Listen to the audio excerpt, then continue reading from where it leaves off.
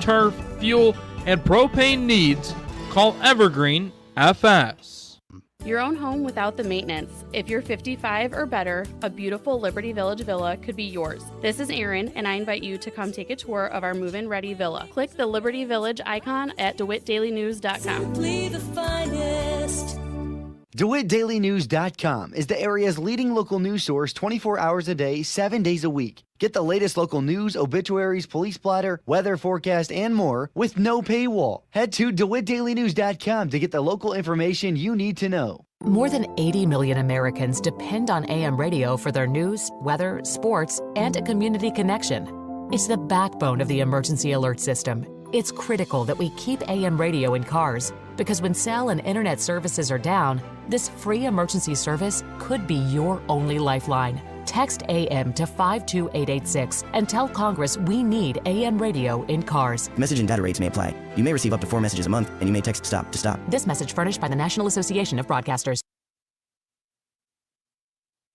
Your friend in Central Illinois, WHOW. Top of the morning. Thanks for being with us. I'm your host today, Seth Lawrence, and the WHOW Morning Show streams to Facebook and YouTube. It's brought to you by Peterson Insurance, your Pekin Insurance agent in Clinton. My guest in studio today, Taylor Baxter, is the city administrator for the city of Clinton. Morning, Taylor. How are you? Hey, Seth. I'm great. How are you? I'm all right. You ready for the NCAA tournament? I know you're a basketball guy, so yeah. What do you think? Big basketball guy. Yeah, played college basketball. Played Division I for a while, so this is a special time of the year for sure. So it's exciting. You know, you get to see college athletes, live out their dream, and so it's a weird mix because some of them, their next step is pros. Some of them, they're going to be a banker, or so it's like a weird or a city administrator. All right, like they're just going to do regular jobs. So they're kind of all on the floor at the same time. It's pretty special. You one of those guys that takes 2 days off to watch all the action and everything? Normally, yes. I don't think I'm going to this year, but at night, I'm glued in. The buddies will get together and have a good time. Good stuff, my friend. Well, let's dive into the city council meeting and some updates on the water tower project. We keep hearing about this. We know it's coming. We know that it's eventually going to happen, but we don't know a whole lot otherwise. So what can you tell us, Taylor? Yeah, pretty good informational meeting last night on this. We had a couple of our engineers from Mead and Hunt who we work with.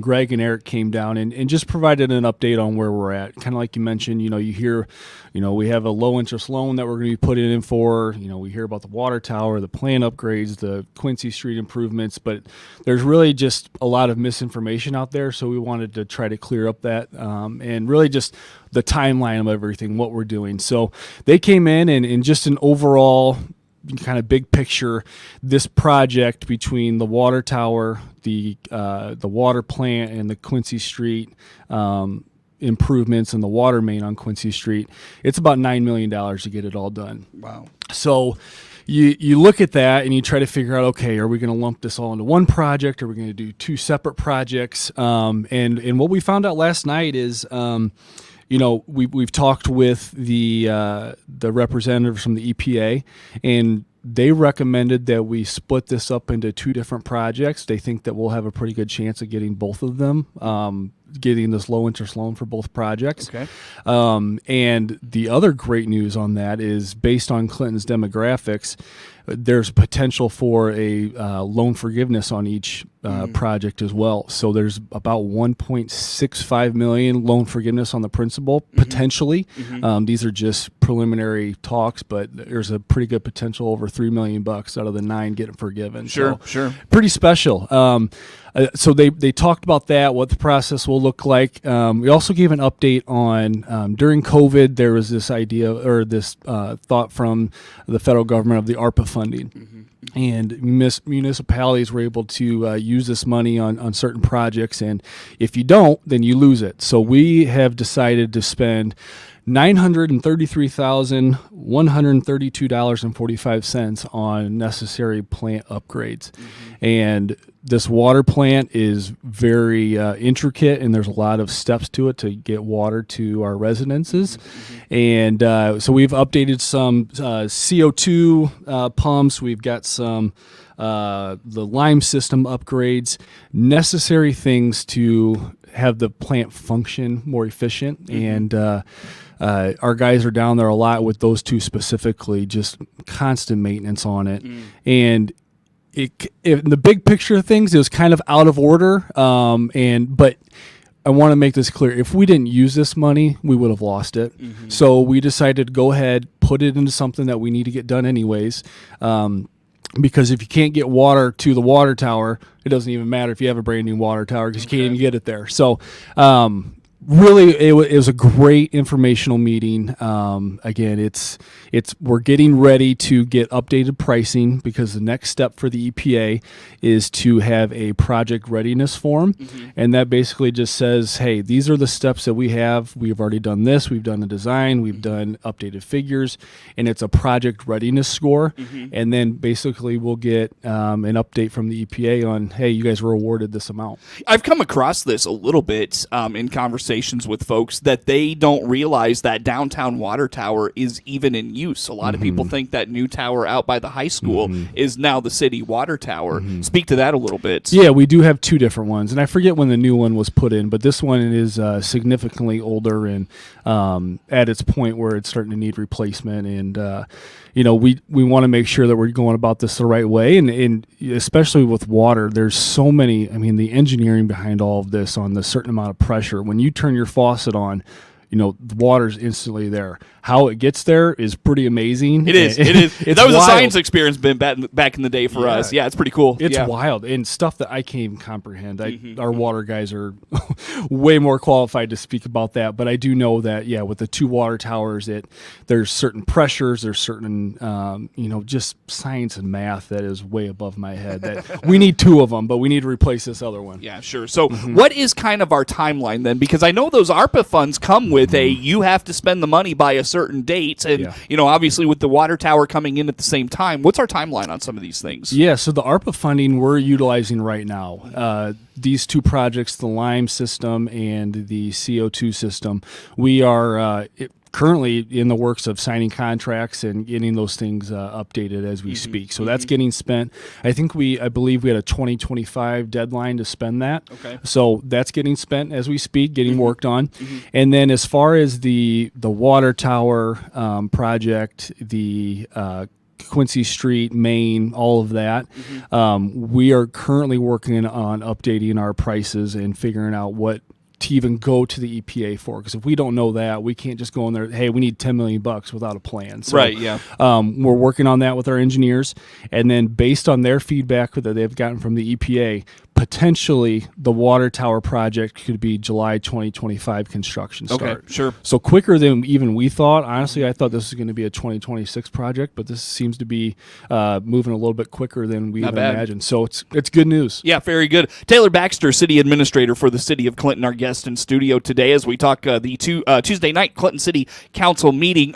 So you mentioned really good information from these folks. What stood out to you about what they had to say, what they were telling the council about this project? Anything we haven't touched on there that you want to put out there for us? Yeah, just, I say this all the time, but just our guys that work for the water department, public works department, they are out there all the time doing necessary repairs, and you see on our Facebook page, on our website, all of these alerts, boil orders. We've got an aging infrastructure that is just, it's dying. And, the guys were out there literally on Quincy Street, as we're talking about this yesterday, right next to the post office and City Hall.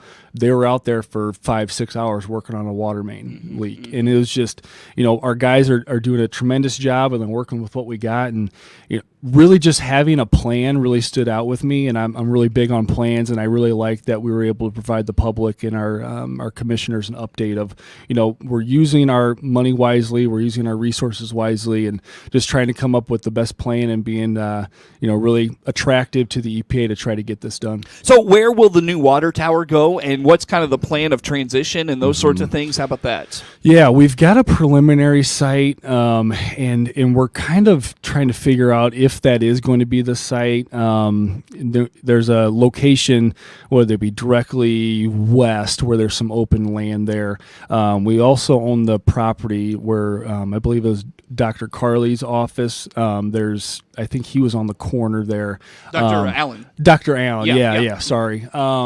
And So there's a couple different sites, and we're trying to figure out which way would be the best way to go. So we don't really for sure 100%. That's one of the things we're kind of tweaking to get ready to submit for. Yeah. So is there a lot of like underground stuff that comes with a water tower? There is, yeah, because in order to shoot all that water up there, there's got to be, again, this is way above my head, and I don't even know how a remote works. I mean, if you think about it, I'm just like, what is happening right now? So for all of this, but yes, there's a lot of underground infrastructure that needs to be considered, and every single inch of pipe, it's going to be this amount of money. So we definitely got to be careful on where we're spending our money. Sure, very good. Well, anything else on that topic, Taylor, we didn't touch on that you want to put out there for us? No, I think that's a good thing.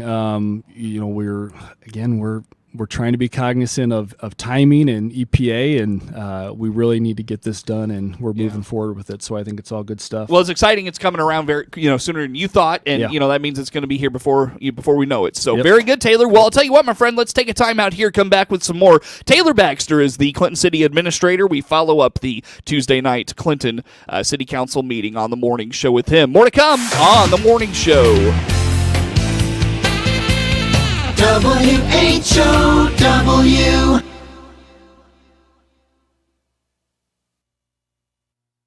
Whether you're getting a little older or just wanting to focus on your health a little more, you need the advantages of a primary care physician from Memorial Care. From detecting long-term illness to planning long-term wellness, our physicians are with you every step of the way. Make today the day you start thinking about tomorrow's health. Make an appointment and begin having regular checkups. Physicians in the Lincoln area are currently accepting new patients. Visit memorial.health for more information.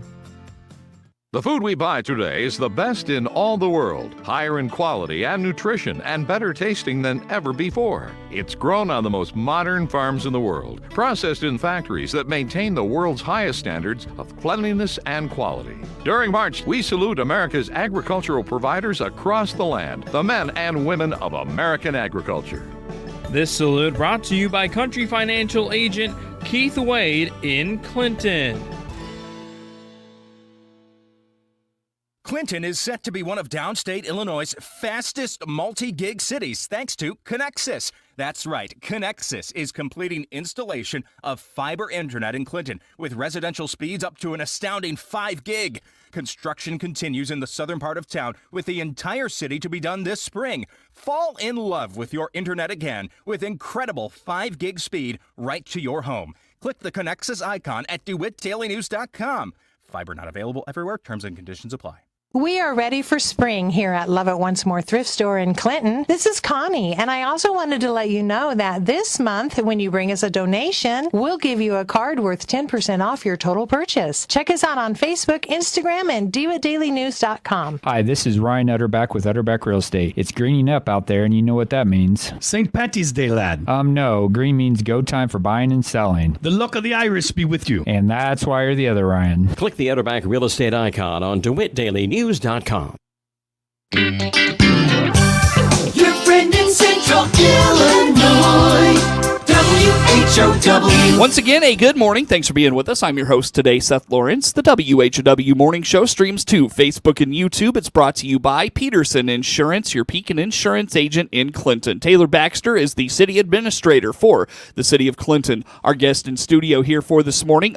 Taylor, let's start with some fire department business. I know that I saw on their Facebook page last week that one of their longtime firefighters passed away recently. Talk about this with us. Yeah, an unfortunate situation. John Dyer passed away. He was a devoted member of our fire department, 43 years on, and he was a backup engineer driver. And I was talking to Commissioner Ballinger a little bit about him, and just he was a guy that was always there, always showing up when, even in the middle of the night. And if he wasn't feeling good, he was always there.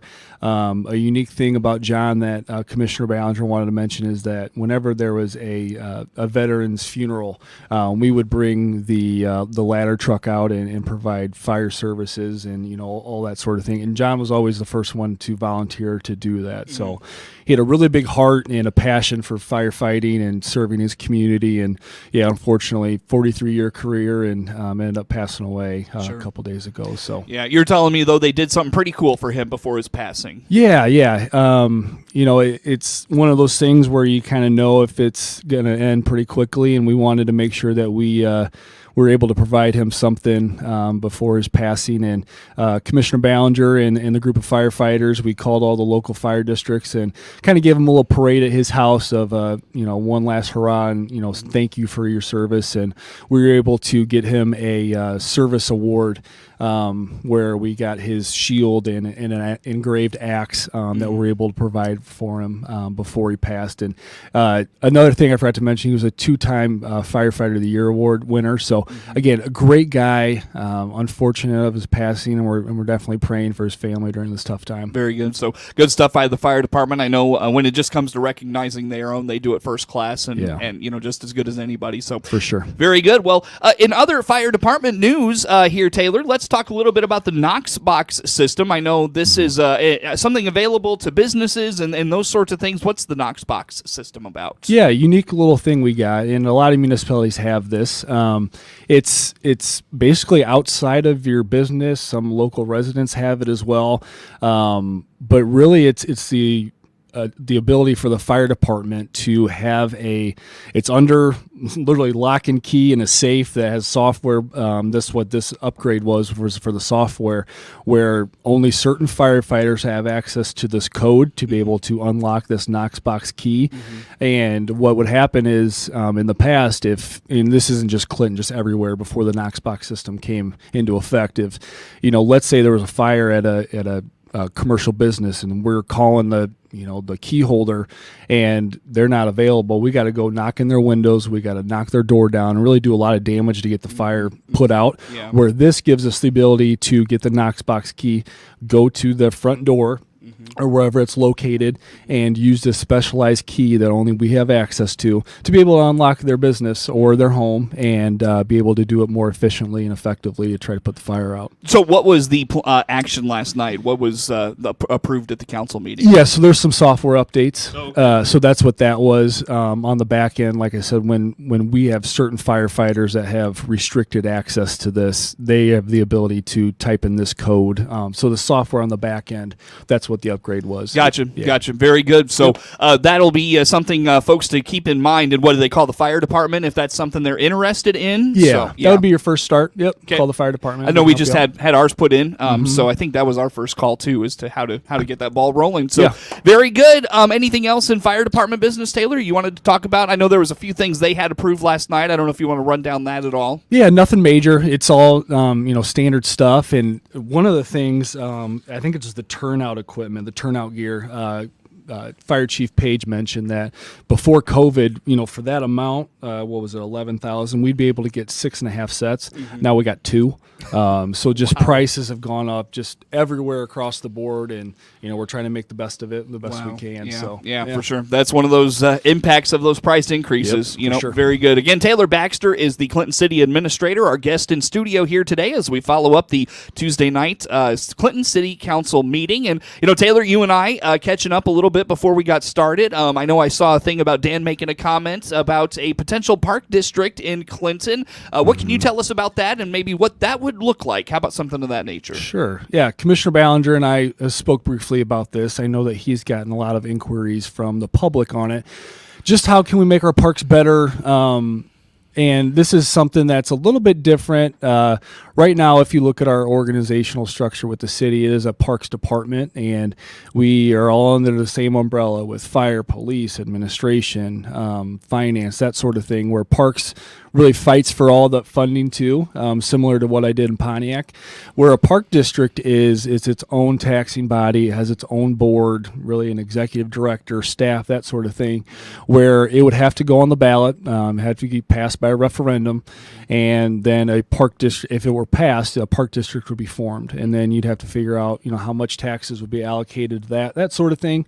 So it is a very detailed and long process, and those conversations have just started. What would it look like if a park district was formed? So we're kind of in those beginning talks. Again, I'm a Parks and Rec Department guy, so the park district world, I'm familiar with it, but I don't think it would be something from the city to propose a park district. It'd be having those conversations, kind of a grassroots effort from the public. Yeah. What would that look like? So trying to help out any way I can. Yeah. What would that take to get started? I mean, what would the community have to do to make that happen, if that makes sense? Yeah. So just like with anything that would go on the ballot, you'd have to have public support and just getting the word out, kind of a marketing campaign, informational meetings, that sort of things. What would it look like for the average person, and how much would it affect them on their tax bill? Yeah.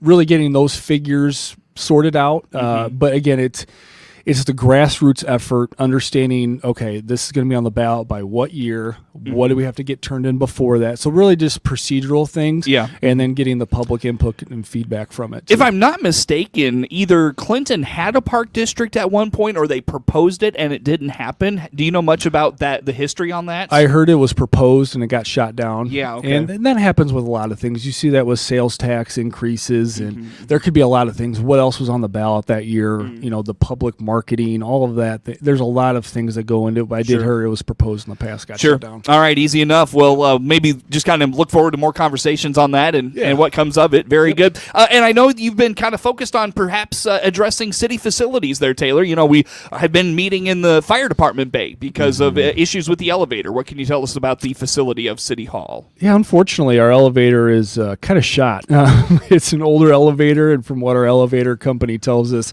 it's getting more and more difficult to find parts for it, and it's just really stirred the conversation. Are we going to really invest $250,000 or more into an elevator, or are we starting those conversations and looking at a potential new facility with similar to what we have now with police, fire, City Hall administration?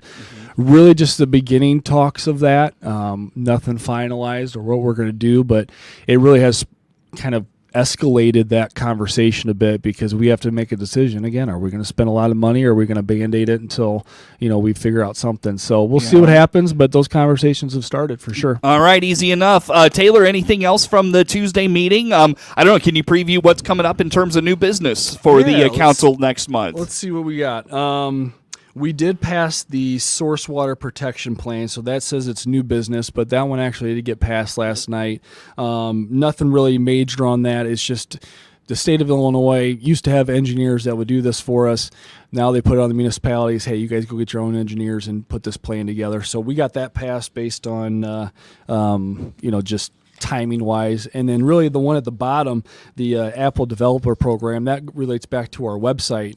And this gives us the authority to sign off on the behalf of council to put the city of Clinton on the Apple program. So. All right, easy enough. Very good, Taylor. Well, thanks for coming out and talking with us. We'll catch up next month. You bet. Thanks, Taylor Baxter, City Administrator for the City of Clinton, our guest in studio. The morning show streams to Facebook and YouTube, brought to you by Peterson Insurance, your Pekin Insurance agent in Clinton. Network news on the way.